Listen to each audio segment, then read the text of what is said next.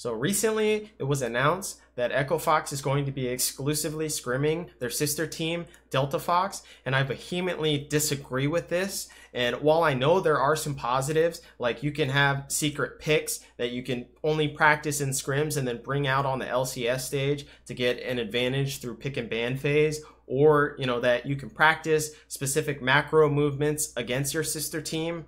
But I just think there are a lot more negatives that heavily outweigh a lot of these positives. And also, I know they're getting this idea from Korea with their sister teams, but not everything can be translated from Korea. I mean, you have plastic surgery and male cosmetics that are very popular over there, but we're not all of a sudden just going to start doing that in North America. We have to do what fits. And to translate that over into esports, the caliber of Korean talent is enormous and it dwarfs NA. I mean, we can take a look at some of the players that have been generated from these sister teams, right? You have the Zubu rosters, right, of Blaze and Frost, and Blaze had like Flame and Ambition and Captain Jack, and then Frost had Shy and Cloud Templar and Mad Life, and then you have SKT, with their whole famous lineup of like Marn or Bang or Faker, whatever. And then you have like Samsung White with Looper and Dandy and Spirit, Dade, and Deft from Samsung Blue. And then you have the NA orgs, right? Let's look at what they have generated. They've generated Azingi, Skara, I guess, Link, Think Card. So you can just already see that the caliber of these players is just drastically different from what has been generated through North American teams and what has been generated through the Korean teams. And that's because the North American talent pool is just too small for sister teams to be that competitive. I mean, it's been said over and over again that the ranked population of Korea versus NA is staggering, and that more Koreans play solo queue, and yet North America has a bigger population.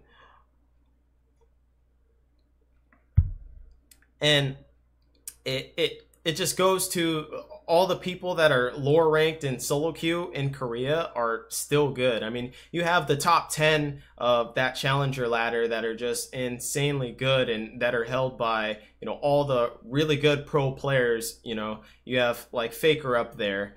And as you go lower, it gets harder and harder competition for everyone to maintain to get into Challenger. So then you have all those guys that should be in Challenger that are in Masters, that could possibly make it into Challenger if they were on the NA server, right?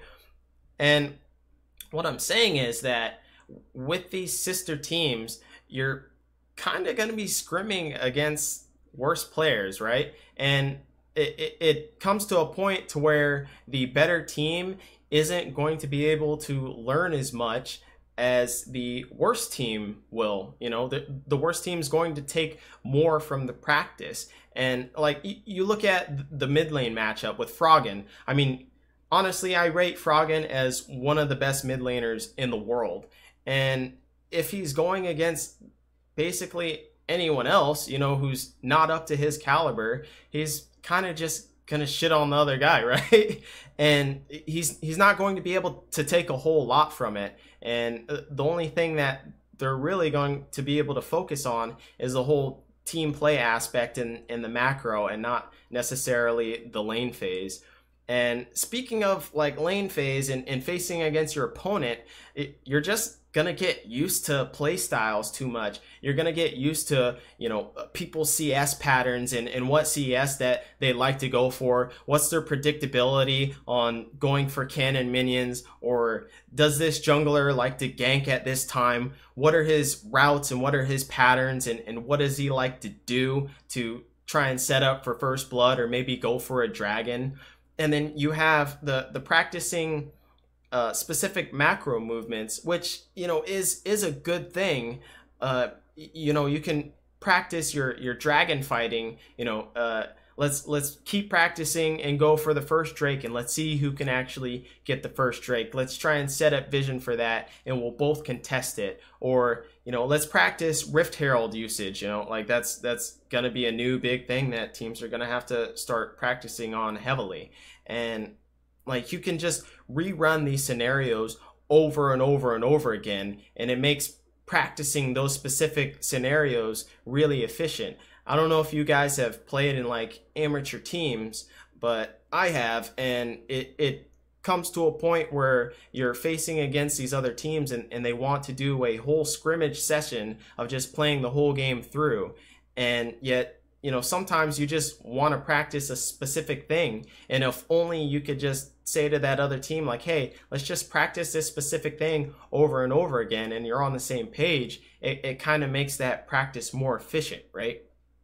And also there's a positive of secret comps, you know, or picks. Like, you can practice that niddly, you know, that you're holding back, that no one knows that you've been playing or whatnot. And like, you can skip some of the steps too. You have the option to do that, right? Because normally the steps to bringing a champion onto the pro stage is you play it in solo queue, then you play it in scrims, and then you go to the LCS stage once you're comfortable with it, right? Well, with a sister team, you can, you know, either skip the whole solo queue thing and just scrimmage only with that champion, you know, till you get comfortable with it, and then just surprise bring it out on the LCS stage. Or, you know, you can practice it in solo queue, practice it, you know, against your sister team, and then you can go into the LCS stage, and it will still have some good effect as a surprise, and people won't know the predictability of, you know, your macro movements with that specific champion, right?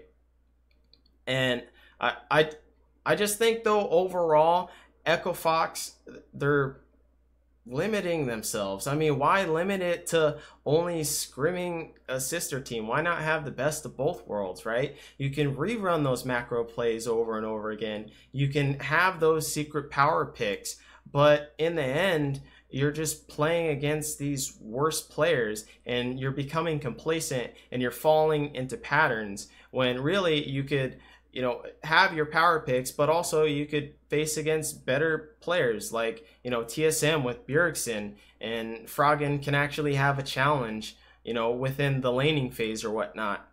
And basically all I'm saying is that not everything can be copied from Korea, and that you're starting with a base of players that are worse. So, I mean, all in all, I just disagree with Echo Fox's decision, and I think it's not going to make them necessarily extremely worse, but I just think that their level of learning is sloping, and they're going to slump and just not really be able to learn at a pace that they could if they were challenging better teams. So that's my whole take on it. If you like the video, you know, hit subscribe or hit me up on Twitter, whatever you got. And yeah, we'll see you next video.